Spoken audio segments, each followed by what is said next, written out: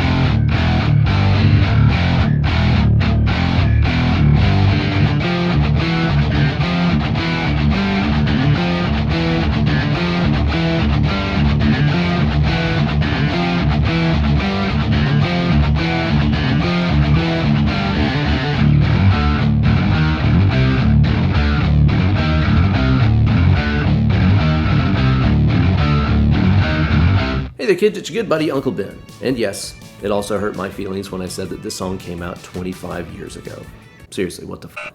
This song was the first single and video released off of the Lateralis record, which saw a huge shift forward in the band's progressive leanings. The songs got a lot longer and more complicated, there's a lot more odd time signature stuff, and some awesome layering going on between Adam Jones's guitar parts and Justin Chancellor's bass playing. This song is a perfect example of why this record was such a milestone for the band, and we're going to go through it today and talk about all the great things that we can learn from it. But you're going to get even more out of this video if you check out the extended and ad-free cut that's only available on my Patreon page, patreon.com/Ben Eller Guitars. Is it a cult? Maybe. You're just going to have to find out for yourself by signing up for as little as $1 a month. It's going to get you access to that very special extended cut of this video, as well as hundreds of other exclusive goodies. So don't delay. Sign up today over at patreon.com/Ben Eller Guitars. I'll see you there. Gear-wise, for today's video, I'll be playing Big Red here. That's my Spectre Euro Classic 4-string bass, which I've got running through the Fractal Audio Axe FX 3. And guitar-wise, I'll be using my beloved Gibson Les Paul Custom through the Carstens Amplification Empire. So Adam is known for using multiple amps to achieve his tone, like how he combines those Dietzel VH4s with that old Marshall that he's always had. And that's why I chose the Carstens Empire today. It's really kind of a middle ground between those two sounds. It's got the gain and saturation and low end that I associate with like that Dietzel sound, but with that more raw, crunchy mid-range thing of a Marshall.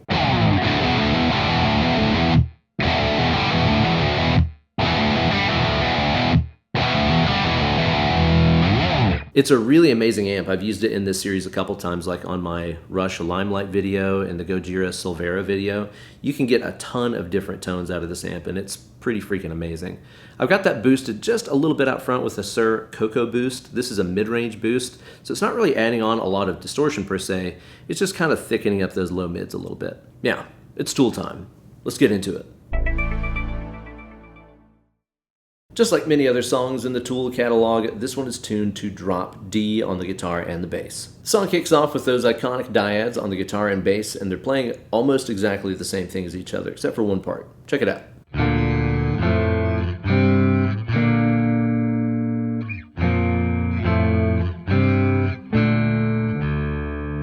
So the bass always ends on that B flat dyad.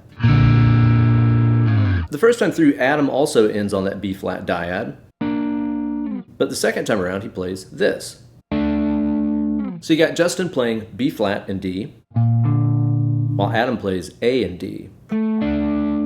That makes it sound like a big B flat major 7 chord.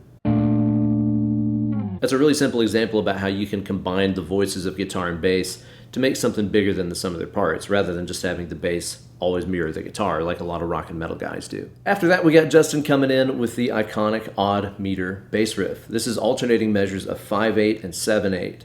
It can really help you learn how to play in those odd time signatures.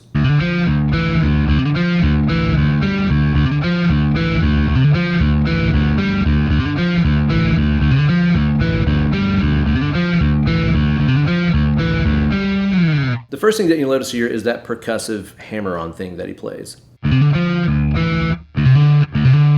As we go through the song, you're going to notice that same percussive hammer-on thing in like a bunch of different riffs in here. Kind of becomes a motif that they keep referencing over and over throughout the tune. This is really effective songwriting stuff. Introduce an idea early on in the song, and then try to slip it into as many riffs as you can. And this is alternating measures of 5/8 and 7/8, although there's a lot of different ways that we could count our way through this.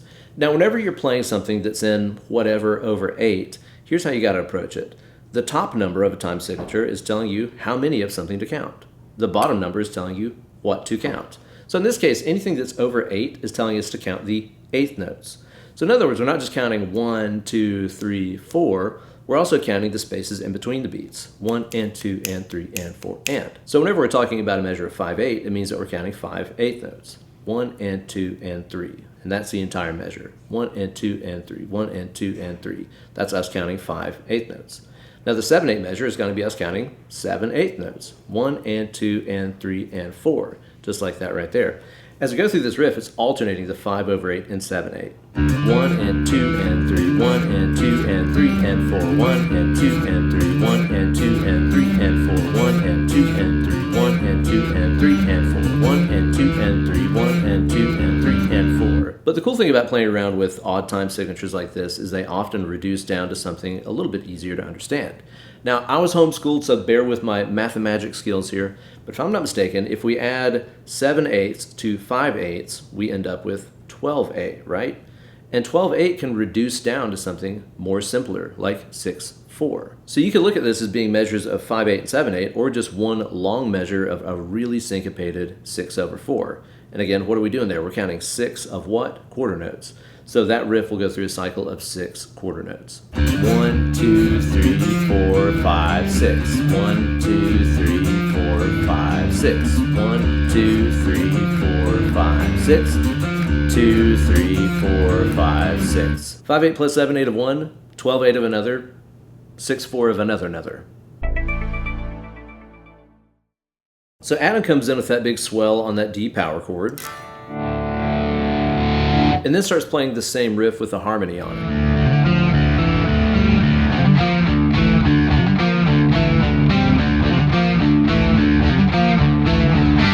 That part sounds out as a parallel fourth higher than Justin's part. It's a really cool sound.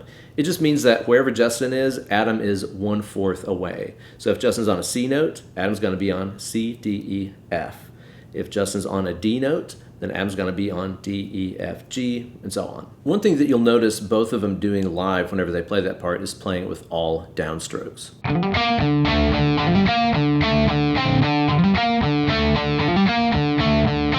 You'll notice that the right hand there is always in motion playing with the 8th notes. Makes it a lot easier to stay on top of the groove. During the first part of the verse, Adam's guitar is super minimal, and he goes back to just playing some simple single note stuff.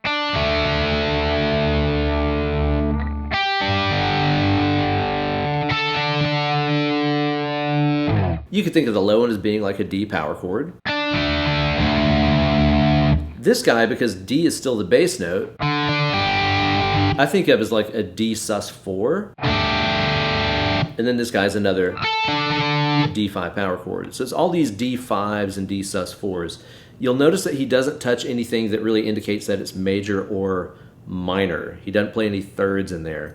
That's a really good strategy whenever you're playing on top of a busy bass line like that and you don't want to color the harmony too much. just avoid the thirds. Sticking with those fourths and fifths, it's just going to leave you with a good neutral sounding harmony. Adam also plays a fifth harmony on that riff.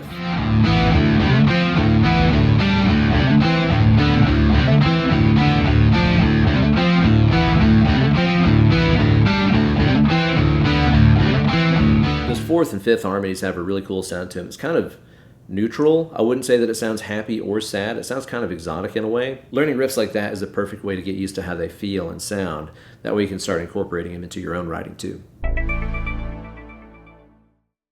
The next two part of the song that we have after that is that heavy riff in 6/4. There's some really cool stuff we can learn about Adam's picking angle and the way it changes the way the guitar sounds. Scope this out.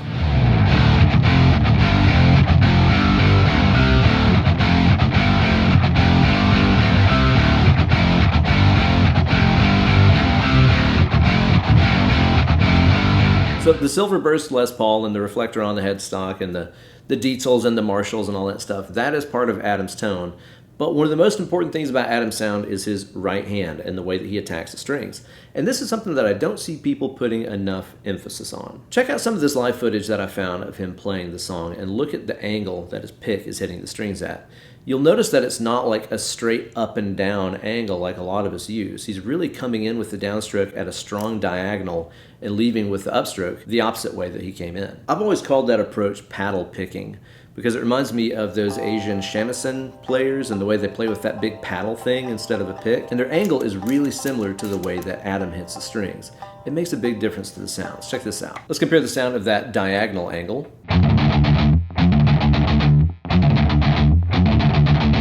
to a more traditional straight angled approach.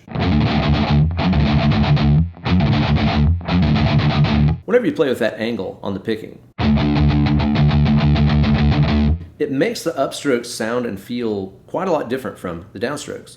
Whenever you play with a more traditional straight angle feel, the sounds of the downs and the ups are a little bit more uniform, but whenever you have that angle, the upstroke kind of fights you a little bit more. You have to push a little bit harder, and you can tell it really pulls the string away from the face of the guitar. I think that deepens the groove in what Adam is doing here. It makes the down sound more thick and full. It makes the upstroke sound more snappy and thin.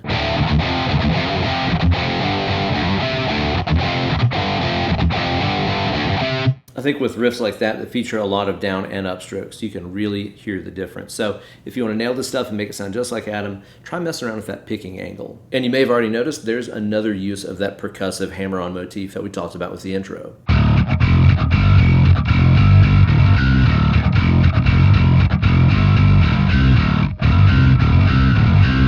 That there's some solid tunesmithery. So at about 3 minutes and 10 seconds into the song, we get some really unusual polymetric action. That means we got multiple instruments playing in different time signatures at the same time. But once again, there's a little bit of mathemagic at work. You'll notice that Adam starts playing this 7/8 figure on repeat. 1 and 2 and 3 and 4, 1 and 2 and 3 and 4, 1 and 2 and 3 and 4, 1 and 2 and 3 and 4. And on bass, Justin is playing this riff that alternates measures of 9/8 and 5/8. 1 and 2 and 3 and 4 and 5, 1 and 2 and 3, 1 and 2 and 3 and 4 and 5, 1 and 2 and 3, 1 and 2 and 3 and 4 and 5, 1 and 2 and 3. Okay, a measure of 9/8 and 5/8 adds up to 14/8. Two of Adam's riffs, which are 7/8 each, add up to 14/8. So in the time span that it takes Adam to play two measures of 7/8, it takes the same amount of time for Justin to play a measure of 9/8 and 5/8. Third eye riffage achieved. The middle section of the song is in A, and it can get you some more experience playing in those odd time signatures, as well as show you how to enhance riffs using a delay. Check it out.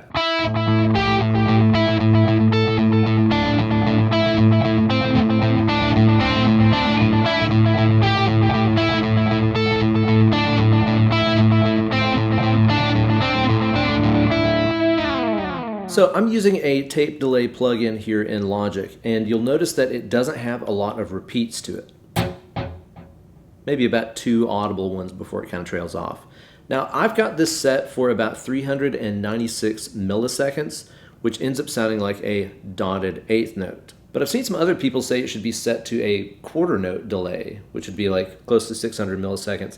But I don't know, I think the dotted 8 thing feels and sounds right to me. But it is in a really weird set of time signatures. 1, 2, 3, 1, 2, 3, 1, 2, 3, 1 and 2 and 3, 1, 2, 1, 2, 3, 1, 2, 3, 1, 2, 3, 1 and 2 and 3, 1, 2. Yeah, that's kind of a lot. I feel it as 3, 4, 3, 4, 3, 4, and then you'll notice the count seemed to accelerate when it was 1 and 2 and 3, the measure of 5, 8, and then a measure of 2, 4, 1, 2 after that. Now that's the way that I feel it, but you could dice that up however you want to. It doesn't really matter, whatever floats your boat, but to me, 3, 3, 3, 5, 8, 2 is what makes the most sense. Your mileage may vary. You can learn a lot about resourceful writing from the riff that comes after that. It kind of plays a stripped down, simplified version of that riff, and then it adds this cool tag at the end.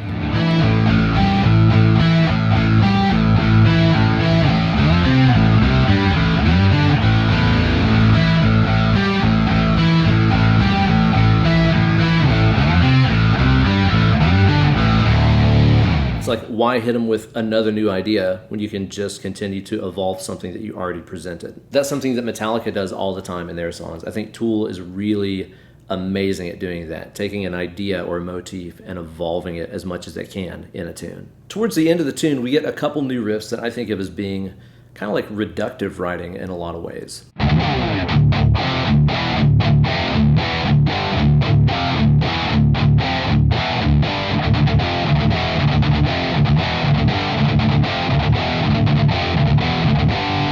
It's kind of like you took the main riff of the song and distilled it down to just the big rhythmic accents. Bump, bump, bump, bump, bump. Which also ties in perfectly with the I Know Pieces Fit vocal part that we've heard the whole song. Bump, bump, bump, bump, bump.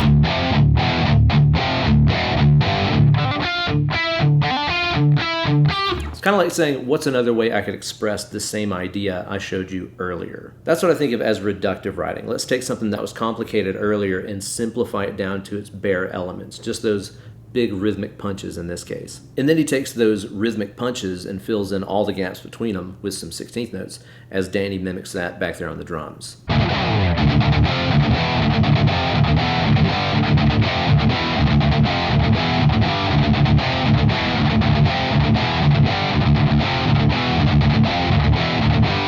It's awesome to hear too, like Danny comes in and he's playing all the stuff on the toms and the kicks behind it, which is now filling in the low end nicely, and Justin goes back up and starts playing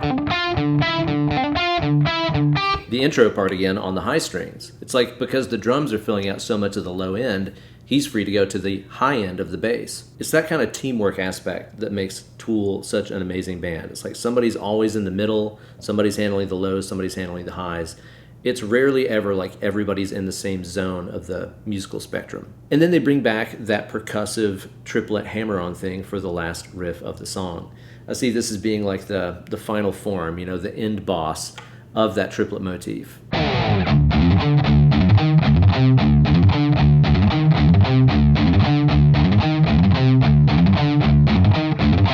was really surprised to see that hammer-on figure just moving up a fret, even on the low string right there. Going way out of the scale for that. A lot of the tabs out of C just have this. The same hammer-ons on the bottom, but with the melody note moving up. But you can watch live videos and you'll see their hands migrate up a fret for that part. Awesome way to close the song out on a super intense riff that brings back ideas they've been showing you the whole song. So there you go, guys, a breakdown of one of the most complicated popular songs ever. It's actually kind of crazy when you think about it. Like, there was a time not that long ago that you could turn on the radio or MTV or whatever, and there were millions of people out there that were enjoying this 7-minute long song with a really weird video and 8,000 time signature changes in it. Super progressive, super complicated. And not that like everybody was understanding everything that was going by, and you don't have to. You don't have to understand time signatures to get into this stuff. I just think it showed that your average musical audience is capable of enjoying a lot more than I think a lot of record execs give them credit for, Stuff doesn't have to be 2.5 minutes of 4 on the floor, verse, chorus, for it to be a hit, and songs like this are proof of it. And of course, you're gonna learn even more about this tune if you check out the extended and ad-free cut that's only available on the Patreon page, patreon.com/Ben Eller Guitars. Sign up today, even for just $1 a month. You're gonna get that and hundreds of other bonus goodies. So don't delay, sign up today. Thanks so much for watching the video. Be sure to give it a like, subscribe to the channel, and ring the bell for notifications every time I upload a new slice of fried gold. And as you go through your week, keep a good thought, and let's be good to each other out there. It is a very crazy time to be alive, isn't it? But I do think that we can start making changes for the better if you and I start being a little bit more nicer to each other out there. Next time you have an opportunity to do something cool for somebody, big or small, do it. You never know how much of a change that is going to make to somebody's day, their afternoon, their week, their year, whatever. So let's start being a little bit more better to each other out there. Now grab that rock guitar or bass, start mashing some rope. Less clicking, more picking.